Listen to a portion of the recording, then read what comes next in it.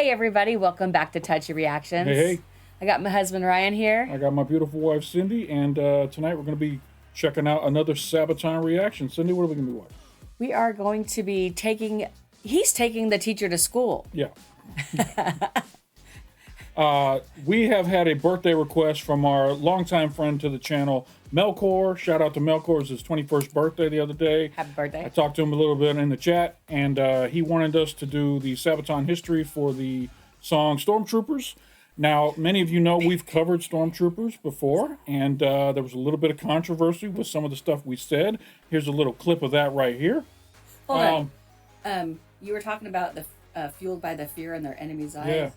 That is just to show you how evil they were. Oh, yeah. Total, like. And here's some of the comments that people said about what Cindy just said.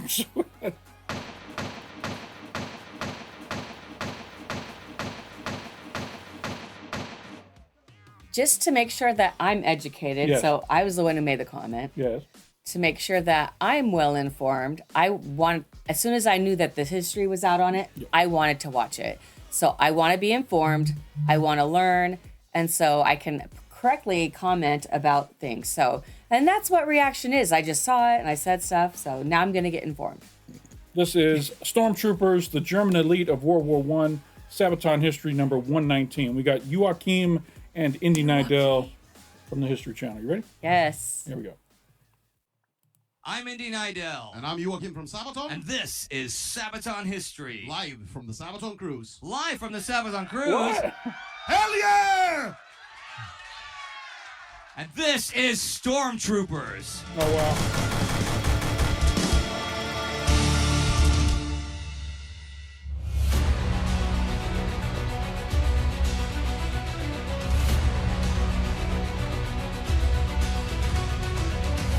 And this is really unfortunately, not about Stormtroopers a long, long time ago in a galaxy far, far away. It's more recent. It's more Earthbound Stormtroopers, unfortunately. It was March 1918, and the Kaiser... Indy's got a really hot mic here. I'm just going to turn this down a little bit. Here we go. Schlacht drew near. These German spring offensives were to be the final, all-deciding battles that would win the Central Powers the Great War. So, all night, special assault squads shuffled into position. They were waiting for the signal to unleash a hurricane of extreme violence against their enemies, armed to the teeth. And with iron in their hearts, they would pour through the weak spots of the enemy's defenses like a flood of metal and steel. These were the German Stormtroopers. When Quartermaster General Erich Ludendorff basically took over German High Command in 1916, he knew that he needed to change things if they wanted to win the war. The traditional mass tactics were a thing of the past and had only produced huge casualties for little gain. To break the stalemate of trench warfare, he and his command figured they had to go back to the qualities of individual soldiery. By 1916, the idea of the Sturmtruppen had begun to take root within the German army. The year of the battles, as 1916 would be known, at Verdun, the Somme, and in Galicia, had again demonstrated the futility of throwing waves of men against entrenched defenses. The Stormtroop concept offered something new, a cadre of highly trained, highly motivated, and highly specialized assault units. The original Sturmtrupps were brought to life in the mountainous battlefields of the Vosges, the Carpathians, and the Argonne. Here, the terrain did not allow for continuous lines of trenches, and the defenders had to build a series of separated strong points instead. Fighting in the confined spaces of narrow mountain paths favored aggressive shock troop tactics, and the first Stormtroopers were great at circumventing enemy positions and infiltrating their perimeter before attacking from the flanks and the rear. It's kind of crazy when you think about it, how war has evolved over time, from swords and close combat to archery and pikes and a little bit further distant combat, into the World War I era when it's a lot of trench combat and artillery shot from distance. World War II, we started to have a lot more air power coming into play, which changed the way that war happens. And then modern day warfare, you almost never see trench Yeah. warfare going on. It's almost all armor and aircraft and that kind of thing. So it's just crazy how war itself evolves over time. Okay. Let's go back into it here. Outfits like the original Sturmabteilung Rohr were also developed from the playbooks of trench raiders and combat patrols, applying a deadly mix of shock, surprise, and ultra-violence. They would burst onto the scene and cause havoc among the defenders. But unlike regular infantry, the Stormtroopers would not stop there, but keep on pushing through the trenches to create maximum chaos, maximum destruction.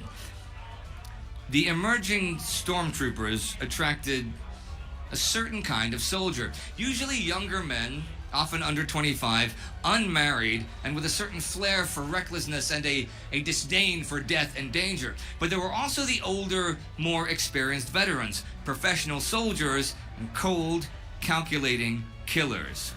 Physically, fitness was important for the job, as the demands on the body, well, they were high. But most importantly was their character. Each had to possess a certain dash and a daredevil attitude. A single-minded determination was necessary. We talk about the Star Wars Stormtroopers. Look how much this outfit know. resembles the Star Wars Stormtrooper. That's crazy. Yeah. Even the plated armor with gaps in it kind of thing, very, very similar. To see advances carried out through total carnage and destruction. For in close quarter combat, there is no room for humanity. They would fight with daggers, clubs, trench tools, pistols, looking the enemy in the eye while punching, wrestling, killing. And this needed a certain type of man with unrelenting determination and iron in the soul, as Ernst Junger's writings would describe. The single strongest motivation was the Stoss, the push and shock needed to break into enemy lines. Unlike trench raiders, stormtroops, they were not there to capture prisoners or gather intelligence. Their sole objective was to clear a path and remove any obstacles in the way, living or otherwise. The constant danger, the constant pressure, it formed a very tight bond between the men. They trained and lived together day by day. I just want to say all these photos and just the live still photos, very authentic. I mean, and I love the personal primary source of These resource. folks over here at Sabaton History do a very great job of putting together these history lessons. I've learned so much watching these Sabaton History videos. This is pretty cool. Yeah. And they had to fully trust in each other's abilities. Each was a specialist in his own right. Now, many came from the German Jaegers and the newly introduced mountain units. Those guys were expert marksmen and... Look how crisp this picture is. Right? That is insane. Unless Is this from the music video or no? no, this looks like an actual photo. It's super high definition though. Wow. It almost makes me think they did a movie or something, and this was just a shot from the movie. But man, the high def on this is crazy. Recon specialists. Others had been pioneers, and their technical expertise in handling explosives and flamethrowers brought tactical versatility to the mix. There were also machine gun specialists, trench mortar and grenade launcher units. So for whatever task lay ahead, the Stoss troop could be mixed and matched for whatever the situation demanded. Each man was... That's pretty cool that they could put the teams together for them. Like they have all these specialists for all these different things. Certain guys are good with explosives, others are good with flamethrowers, and It's like the A team. yeah, We're going to get our A game. and just bring the right tools for the job, kind of thing.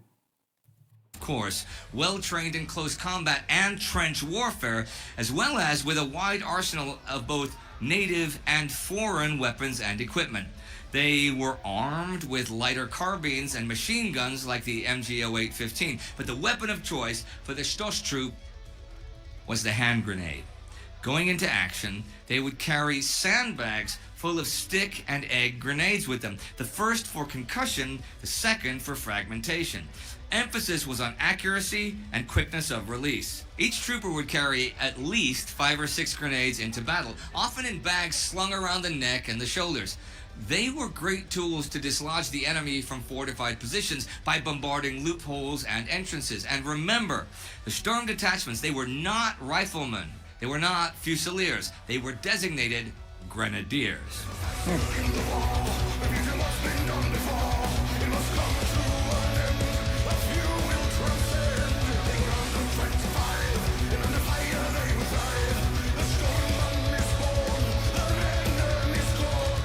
Many weapons were specially modified for Stormtrooper use. The P-98 Luger, well, it was perfect for close combat in general, but its small magazine was quickly depleted. The Stormtrooper Luger, though, was outfitted with a 32-round drum magazine, a longer barrel, and a shoulder stock. It was basically a semi-automatic carbine by that point. Even more effective was the MP-18.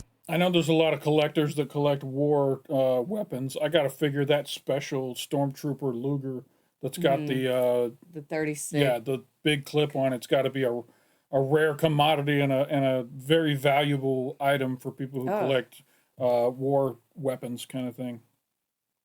Submachine pistol, firing 400 rounds a minute. It was the perfect trench clearer. A new uniform was also designed to suit the especially rugged service of the Stormtroopers. This was outfitted with mountain boots and trousers with leather patches on the buttocks and on the knees. Over the years, the Germans would develop their stormtroop doctrines and ideas, but it was experimental by nature, a constant trial by fire, if you will. Equipment and weapons were constantly exchanged and rebalanced in order to figure out what worked and what did not work. But fighting on so many fronts simultaneously allowed the Germans to accumulate a large pool of knowledge and experience from their own forces as well as from their enemies. The French, the British, the Russians, they all deployed some sort of shock troops and death companies that were especially fierce in battle. Each mission, the Germans also studied how the enemy had reacted to their attacks. What was his modus operandi? How would he direct his reserves? And what weapons would he bring to bear? German High Command allowed the Stormtroop soldiers and commanders a great deal of freedom of decision in the field. If opportunities needed to be seized and momentum maintained, then there was no room for waiting or for second guessing. Stormtroop tactics demanded decentralized leadership and low-level command structures.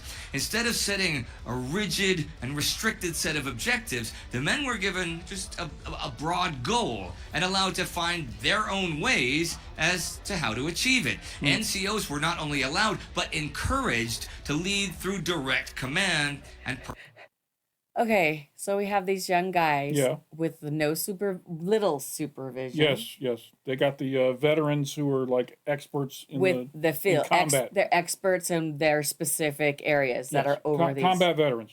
Combat veterans over these young men that are 25 and younger and that are motivated. They're they're enthusiastically that they like to blow stuff up and that they like to do that kind of stuff, or no? They're just very brave. When you're young, you don't have any fear, right? And then the older you get, the more fear you get. These guys just haven't got that fear yet. They're still heroic. And I can see them. Okay, well then this didn't work. What can we do to fix it for it to work next time? So I can just see them, especially if there's no you don't have all that red tape. You can do whatever. You know what I mean? I'm going to take my guys. We're going to go over here. Yeah. Don't you worry about what we're doing. There's no red tape. That's great. Yeah. Personal judgment, a concept which would later develop into the famed Auftragstaktik, mission tactics, which I've talked about in my World War II series. Here, success depended on the determination and the recklessness of the pack. Personal initiative, the dash and drive of the individual. These were to decide victory or death. The Stormtroopers soon had a certain image, a certain mythos. And both German soldiers and their allies and enemies began to take notice. For the allies, the stormtroopers became kind of a boogeyman. Sentries were paranoid about the idea of groups of Germans with trench clubs stalking the night. The men themselves certainly knew that they were elite. They got the best training, the best equipment, more weapons than any other outfit. They did not have to concern themselves with the woes of regular infantrymen. They were not there to hold the line. They were not there to prepare defenses. They were there to break in, to destroy the enemy, and open a path. Nothing more, nothing less. After each mission, the big things that they're holding, those are the grenades, right? Yeah, They're not like long stick with a yeah. thing on the end of it. Yeah. Okay, they're not like I'm used to Well, a grenade being tiny. As evolution of weapons happens, we were able to figure out a way to put it into a smaller package. Okay. So back in the day, you had that long stick with the thing on the end of it. I did not know that. Yeah. I'm like, okay, he's got like a baton So it's almost like thing. throwing a club. Yeah. Okay. If you watch, I think they show a couple of cases of them using them in Saving Private Ryan. You see them in there. See, I did not know. I can imagine the machismo in that type of a group. We're the biggest, we're the baddest, we're the best kind of thing. They were probably held their heads high when they showed up, that kind of thing. With real reason. Yeah, absolutely. if they got back alive, they were rotated out of the lines and trained for their next assignments. A German medical officer recounts, "The men of the storm battalions were treated like football stars. They lived in comfortable quarters. They traveled to the playing ground in buses. They did their jobs and disappeared again, and left the poor foot soldiers to dig in, to deal with the counterattacks and endure the avenging artillery fire of the enemy. Wow. They were so well trained and had developed such a high standard of teamwork. They moved like snakes over the ground, camouflaged and making use of every bit of cover, so they did not offer any targets for artillery fire." When an attack was ordered, the stormtroopers would gather in well-prepared forward positions, usually trenches and saps that offered the shortest possible way to the enemy lines. They assembled under cover of the night and in total silence to not tip off the enemy that death was lurking just around the corner. Once the signal for attack was given, though, the artillery would open fire, wrecking any pre-sighted points on the map. See, artillery was always an important factor on a Great War battlefield, but it was vital for the success of the stormtroopers. A sudden, violent barrage of heavy guns would not only destroy much of the defenses, but would also force the enemy to spread out and find cover in isolated groups. Exactly. If you're going to be rushing somebody, you want them to be distracted. Which would then become easy prey. Everything had to work like clockwork for maximum efficiency. The stormtroopers rose out of their trenches, running and jumping through the last meters of no man's land towards the enemy trenches. Like in the simulations, the troopers would break in just after the last shell had been fired. Violence had to be overwhelming from the start, and every second counted. Pioneers would push in with flamethrowers or demolish barbed wire with Oh my goodness, what a great tactic to use. Just with so they've shelled them, Yeah. and so Everybody as they're took cover to avoid the yeah, artillery. and then they come out of there to like deal with all the artillery damage. That's when They look up and there's guys in their trenches from the other side, right? yeah, because they don't expect them to be that close because that's not something. Yeah. And That- if they're still hunkered down in a bunker, here Yeah. comes grenades coming into that bunker. Yeah. Here comes flamethrowers into that bunker. They Yeah. just rush them. They didn't know what hit them. explosives. Grenadiers would throw flurries of bombs into the dugouts. Everyone bold enough to oppose them was to be cut down mercilessly. Trench mortars were brought in to deal with enemy strong points, and light machine guns took positions to support the advance. Colored smoke flares would be fired into the sky to inform the rear of their success, and then the reserves were rushed in with more grenades and more ammo.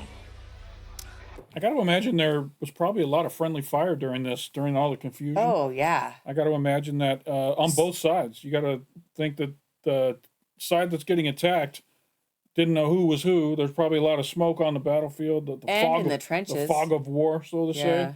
And the stormtroopers groups themselves. I mean, unless they were very careful about not Maybe they all entered in one spot and went apart from each other. They used their own chaos Yeah. against him. There was there was Yeah. probably a lot of friendly fire. They probably did a lot of work for him too. Yeah. But in the end, of course, victory was not guaranteed. After all, Stormtrooper tactics were all about fluidity. If the attack promised success, then it would be further exploited. If not, it would be abandoned. Even the best equipped Stormtroopers could run into insurmountable defenses or much stronger opposition than they had anticipated. Plans never survive the first contact with the enemy. That is the rule. But individual setbacks could not allow the whole advance to be bogged down, not even for a moment. Hesitation and unnecessary long firefights would allow the enemy to recover and regain his wits. The Stormtroopers would have to always keep the initiative, always keep up the pressure, always push, always pursue. If one group failed, another would not try to overcome the obstacle, but circumvent it. There was always a different path in the maze of the trenches, and Stormtroopers were to find and exploit the path that offered the least resistance. Get in, wreak havoc, get through, job done.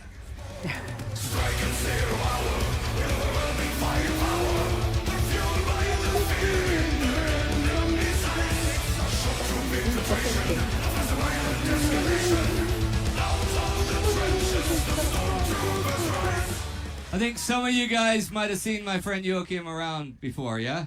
I play in a local band from Falun. Yeah, but he's a singer, actually. He's pretty good. This time we're going to actually talk about the song. Yes, please. Okay. Now, Stormtroopers, don't laugh. Okay, we're not going to talk. We're going to talk about breakfast. No, we're going to talk about the song. Now, Stormtroopers, great topic. Sure, shock troops, always great. Everybody's interested. Why choose the German stormtroops as opposed to the Russian or Austro-Hungarian or even the Italian or French when you're choosing? Oh, it's actually a bit of a joke, internal one. A lot of people have requested we do a song about Star Wars over the years. Obviously, I had to throw Stormtroopers in there. Obviously, I mean, the Jägers, the Austro-Hungarians would have been really interesting. However, that wouldn't work very well with this. I'm imagining a Sabaton history lesson that's about Star Wars. And they take all the still photos from the movie Star Wars. They throw a sepia filter over top of it and make it look like these old war footages, but it's actually scenes out of Star Wars. That would be amazing. The Star Wars joke. But the ice planet Hoth was named after Hermann Hoth, the Panzer Army leader from World War II, who, if you watch my World War II channel, just lost his job in November 1943. So a sad moment for the ice planet Hoth. Okay, so tell me about the genesis of the song and where you're trying to go with it. This is a really old track, actually. I started writing this 10 years ago, and I sort of never finished it. I really liked the verse and the drive of the song. I think it was for Heroes, actually, I started writing this one. So it's quite old. 2013 when I wrote it. Did you never have an album that fit on it, or you just never finished the song, or how did that work? I basically gave up because the chorus sucked. But now the chorus is the best part of the song, right? It is. By the way, we've met Joachim. Here's a picture of that right here. So, yeah, we're old friends. We go back. I remember going through old material because after a while you're working with several songs at the same time when writing an album, and sometimes you need some fresh input. And do I have anything useful in my old pile, you know? Maybe there's a verse or something in an older song I wrote that I could use for a new song.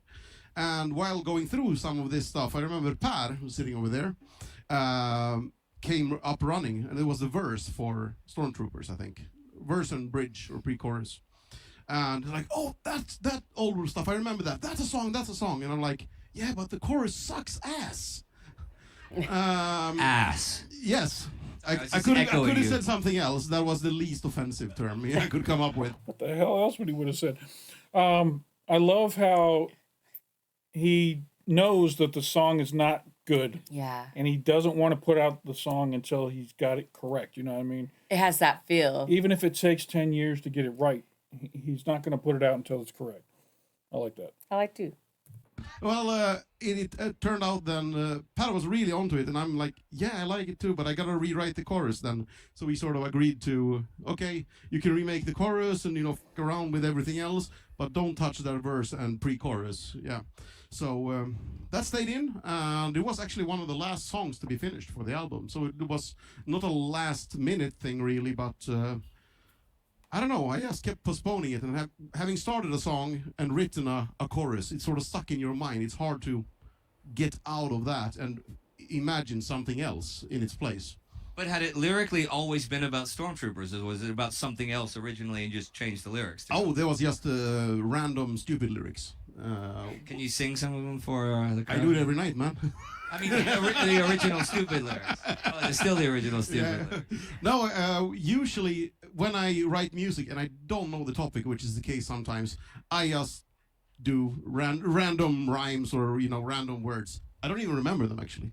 Are there any other of your more recent tunes from, say, the 2 World War I albums and stuff that are not recycled, but you know what I mean, refurbished songs like Stormtroopers?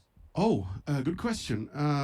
I don't remember from the top of my head, but every now and then, yeah, actually, Attack of the Dead Men.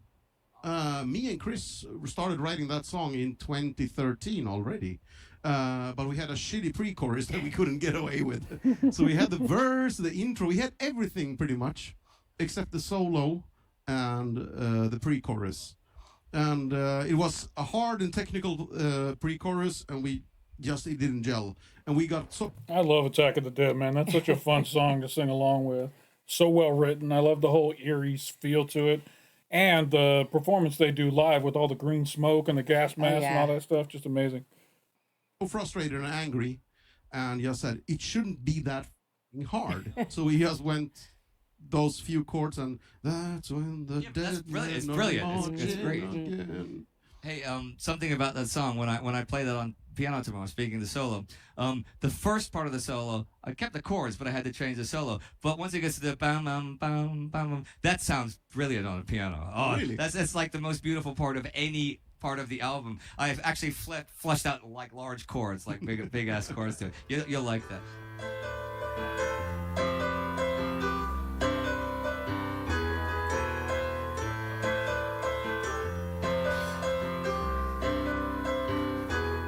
Well, my friends, that is all from Sabaton History live this time around. I know, live, but this was fantastic. Hey, can we get a hell yeah? Hell yeah! Okay, and we should definitely do this next year and every year on the Sabaton Cruise. I hope so. Hell Yeah. No, this was a lot of fun, and if you guys have never been on the Sabaton Cruise, you should definitely come next year, because you'll see all kinds of great bands, and you'll see Sabaton twice, and you'll probably see me doing something else again, or this. I got some cool plans for you. He's got some cool plans for me, which means I'll be dead by the mooring. Okay. See you next time.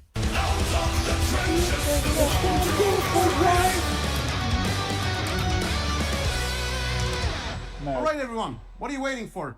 Click that bell, subscribe, check out Indy's other channels, and remember to spread the word.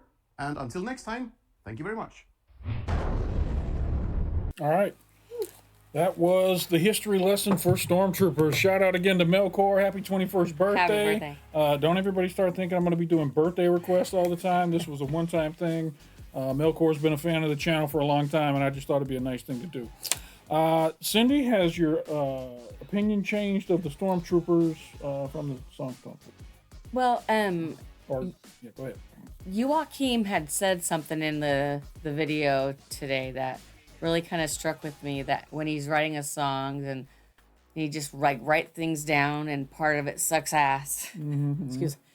Well, that kind of think that's kind of how that first video was, when my first introduction to it, because I didn't know. Your first thoughts that came out of your head weren't necessarily your best product? Yeah, so now that I've been introduced and I know more about the strategic, how they were, each one were superior in their own field, and they were fighting for their country, and that's okay. And you want the best of the best to fight for your country. I know if I was an enemy troop, I would be scared to death if the Stormtroopers were coming over into my trench. So, I had a lot of fun with this. I hope you enjoyed doing this history lesson. I did. I hope you guys enjoyed this video, this reaction. If you did, hit that like button down below. It doesn't cost you anything. Makes us feel good when people like our videos. If you're not already subscribed to Touchy Reactions, we have a massive Sabaton backlog. Come on over and check that out.